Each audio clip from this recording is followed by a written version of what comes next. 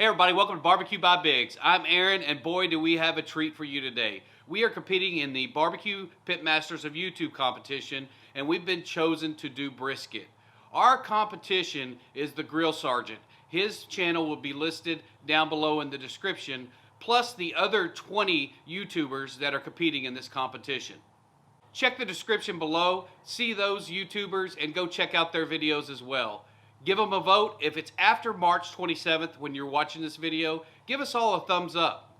Also, if you're not subscribed to any of these channels below, take a minute and subscribe to those channels, because you, the viewer, is going to have an opportunity to win a Yoder YS640 smoker. That's right, a large pellet grill that is one of the best on the market. So take a minute. If you haven't subscribed to these channels, or if you haven't subscribed to this channel, take a minute, subscribe to those channels so you can be entered in to win that YS640 smoker. So in today's cook, we're doing a 14.5 pound prime brisket. We're cooking it up with the Lonestar Grillz Mini IVS using B&B charcoal mixed with some post oak. We're gonna take this brisket, we're gonna put a binder on it, rub it up with just salt, pepper, and garlic, and then we're gonna add smoke. So if you guys wanna see one heck of a brisket, stay tuned.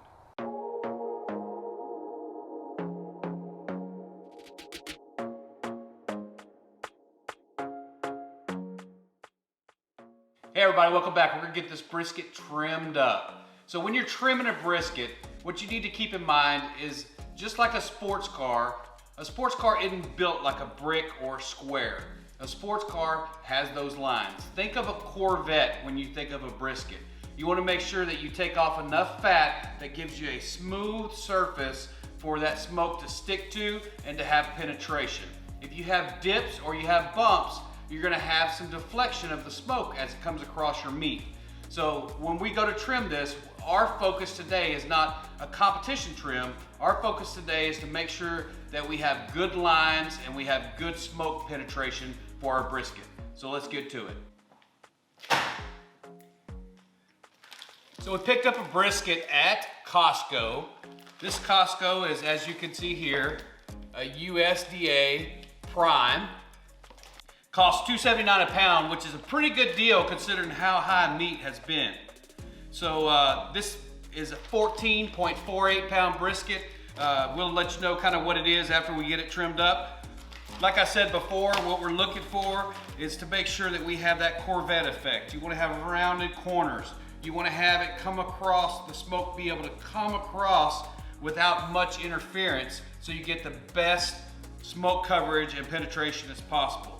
Plus, if you don't have dips and you don't have valleys, you don't have places for moisture to collect, and that moisture will make it to where your bark doesn't set up quite as good as it needs to. All right, welcome back. We got it all trimmed up and we're ready to put the seasoning on. I just wanted to kind of reiterate one more time that you want to have as smooth as you could get coming across here. Now we do have a dip here. This dip was here before we started trimming. We'll probably have a situation where we won't stick as well with our bark there, but it'll be fine. Any other little hang-ups that you have, like this little one, you can just pull off or take a little knife and cut it off. But overall, you just want to have a good, solid, smooth surface to let that smoke just go and penetrate it. If you look at the other side as well, we cut that fat down. Now back here, we cut the fat down almost to the point. This has enough fat in it that it can absorb that. In the front here, we have about 1/8 to 1/4 of an inch. It's a little bit thinner over here on this side, the meat portion is, but if you look, the fat is proportionate, so we're good there. So we will get this seasoned up and get it ready to go on the smoker. So we'll bring you back. So when I do a brisket, I usually use a binder. And sometimes that binder is Worcestershire sauce, and sometimes it's French's yellow mustard. Today we're gonna use French's yellow mustard. The yellow mustard just lets it stick and gives you a better bark. And you know the Grill Sergeant's gonna come with his game, so I gotta make sure that my bark looks great. And so we'll get the yellow mustard on there, and then we'll get the rub. For the rub today, we're just using salt, pepper, and garlic. So we bought this container off of Amazon. I'll leave the link in the description below. It just has a cup of black pepper, a cup of kosher salt, and a 1/2 cup of granulated garlic. This will last a long time. You don't need that much for a brisket, but you know, if you do a 1/2 cup, 1/2 cup, 1/4 cup, it's the same thing. So we'll get this spread on there and get it sticking. But first, we're gonna use the French's yellow mustard as the binder. So when you get this mustard on there, you don't wanna have just real thick mustard spots. You wanna make sure you smooth it out as much as possible. What you don't wanna have is a bunch of rub in one place that sticks and a bunch of rub somewhere else that doesn't. So just a thin coat of this binder will be fine. And that should get it. So we'll get the rub on here. But first, we're gonna clean this up, because at the end, we're gonna turn this up and wrap it up. All right, we got it rubbed up with our binder. Now we're gonna get the rub on it. We are gonna cook this fat side down. My cooker is a cooker that the heat comes up from the bottom. So we wanna make sure that the fat is between that heat and that layer of meat. And that fat will protect that meat and keep it from drying out. So that's the way I would like to cook it. Now I know that there's a raging debate. Fat up, fat down. There's enough fat in this brisket that fat protected me from drying out that flat is more important than making sure that it drips around the sides and takes care of things. My pit is very, very, very moist. So I don't think I'm gonna have any of those issues or any of those problems. Never have before, don't think I'll have it this time. But you choose. If you want it fat up, you do it the way you wanna do it. My recommendation is look where your heat comes from on your pit, and that's the direction that the fat needs to go. So we'll get this rubbed up and get it out to the smoker. Since we're doing this fat side down, that's the side I'll start seasoning first. So we'll flip this thing over, give it a good shake, make sure we're mixed up real well, and then, you know, this is a big piece of meat, so you need to put a lot of seasoning on it. So we'll start.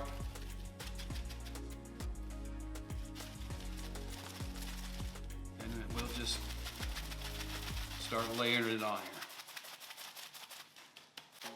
You see that coarse ground pepper, that salt. You want to make sure we get a very solid layer on here. If not, your bark won't develop as much as it should and the flavor won't be there. When you talk about this much meat and you look at it, you say, well man, that's a lot of salt and that's a lot of pepper. But in reality, for the amount of meat that you have here, it's really not. Then you'll have the loss from the fat rendering and running off the side. So the more, the better on this. So that's looking good. We'll get the sides done next.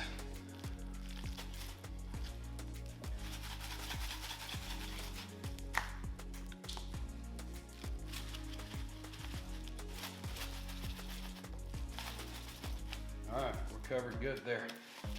So get it flipped over. And then we'll layer it on the front.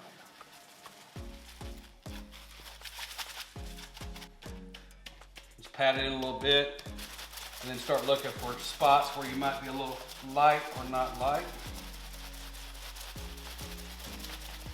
And make sure you have good coverage throughout. And that is looking good.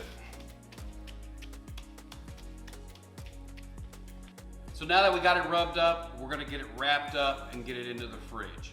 So I like to do this the day before I'm gonna smoke a brisket, and I wrap it and I put it in the fridge overnight. The reason why is I feel, and I have got better results from a cold brisket going into the smoker versus one that's been out on the counter, getting rubbed up and getting out there. So I'm gonna put it in the refrigerator overnight, and then we'll get up early in the morning and get it out there and get it on the smoker.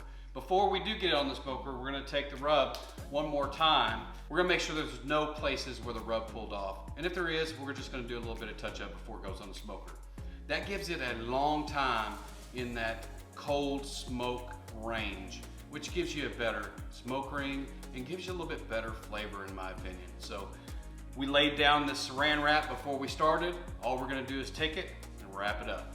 And then we'll be done and get ready to go on the smoker in the morning. So we'll see you guys bright and early. All right, we've had this thing in the fridge for about 8.5, 9 hours. We're gonna get it on the pit, get it out of this saran wrap, and then we'll touch up the seasoning if needed be. So we'll get this opened up and get it ready to go. Just touch up a couple of spots here that the saran wrap pulled some stuff off. Make sure we have good coverage and good bark. We'll get it on the smoker. All right, we got the pit rolling about 225 degrees. We're gonna put this thing on there for about 2 hours before we even check it. Let that bark set up, and then we'll start to spritz. So we'll get it loaded up here and get it on at 225. This pit stays pretty consistent on its temp, and it's very, very efficient. So we should be about an hour per pound getting done. We don't cook by time, we'll cook by feel, but that gives you a good idea how long it'll take. We'll get it loaded up.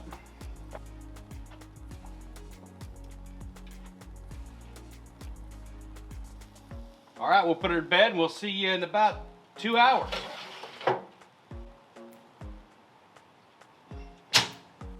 Hey, welcome back. It's been about 2.5 hours since we got this brisket on. We're gonna check it to make sure that the rub is set. What we're looking for is if you scrape it with your finger, that rub is set to that brisket. So when we start to spritz it to keep it moist, that rub doesn't run off. So we'll check in and see if it's ready. All right, let's get in here and look at it.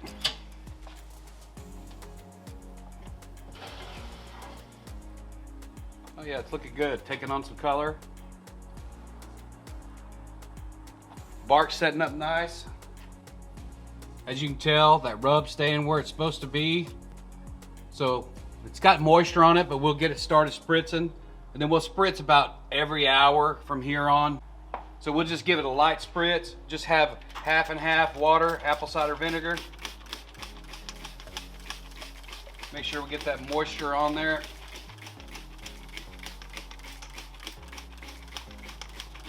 And that should do it.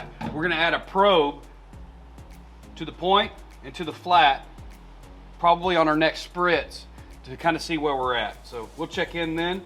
We'll see you in about an hour.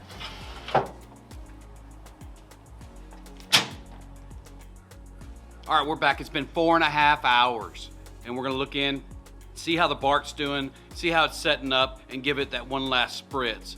And then we'll look in on it from time to time until it's ready to wrap. We're gonna go ahead and put 2 probes in, one in the flat, one in the point, to kind of monitor the temperature. We're gonna go by the feel, see if it's like butter at the end, but we just wanna keep track of where our temperatures are at and how close we're getting so we can look on it a little bit more often.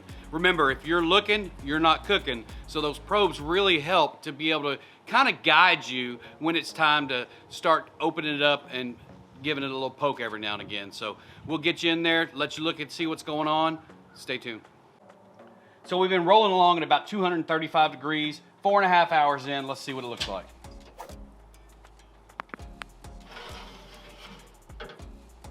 Oh yeah, it's looking good. Let me get you in for a closer look. Color's coming along nicely. Oh yeah, it's looking really good. Still has a lot of moisture. We're gonna go ahead and spritz it anyway, and then we'll start to build that bark. Looking nice so far. So we'll get a good spritz on it.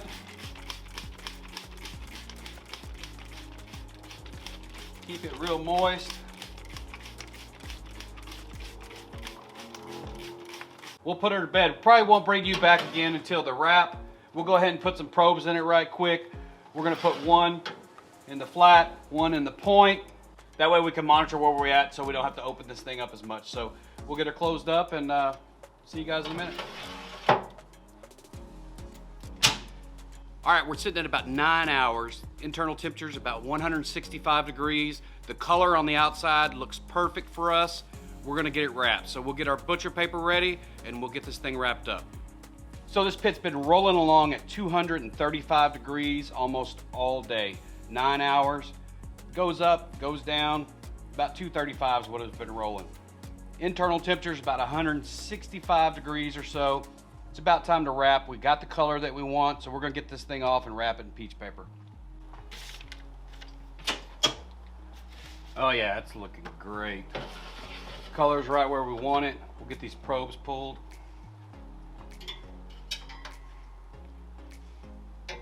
Take you in for a closer look here. Bark set real good, nice color. Oh yeah, looking good. So we'll get her wrapped up in peach paper and get her back on.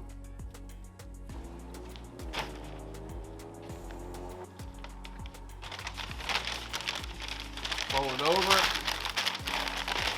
Bring over those sides. Get it tight. Just roll it. Move that out of the way. The wind's not bothering anymore.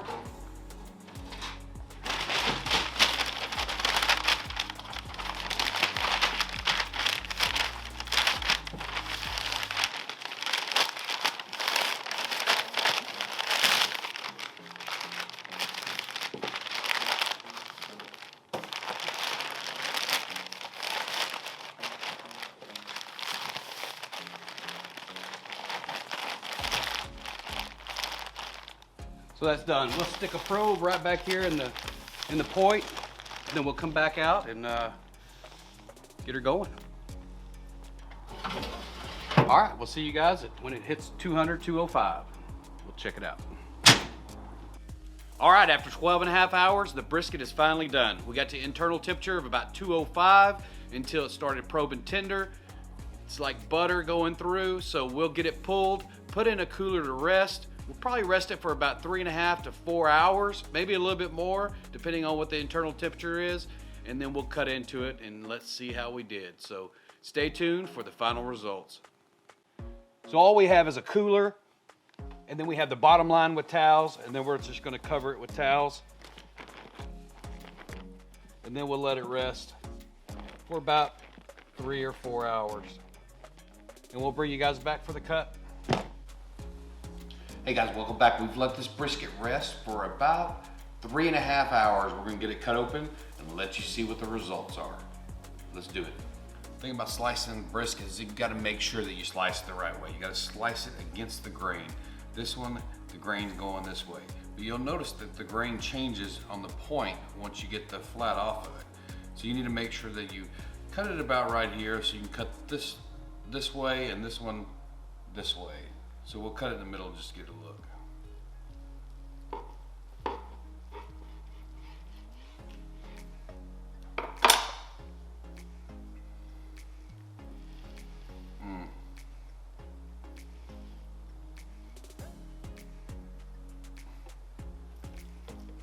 See this other one. Let's take a slice of this.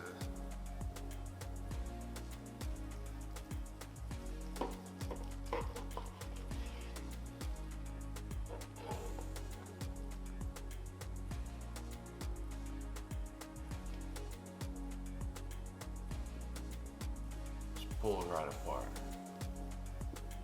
Good smoke ring.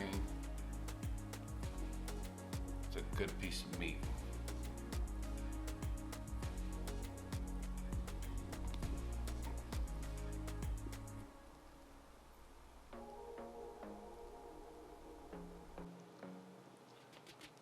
We're gonna get us another taste of this.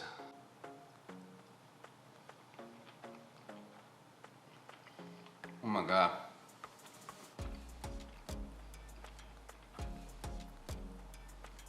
That's some good brisket. Man, you know what? Brisket is very, very, very simple. It just takes a lot of time. We're cutting this up, give you a taste test very early in the morning. But you know what? That's what you do when you cook brisket. The thing about it is a brisket's not done until a brisket wants to be done. And when a brisket wants to be done, it's one of the best things that you can eat. So go grab yourself a brisket, put it on there, and just be patient. Because it's well worth the wait. See you guys next time.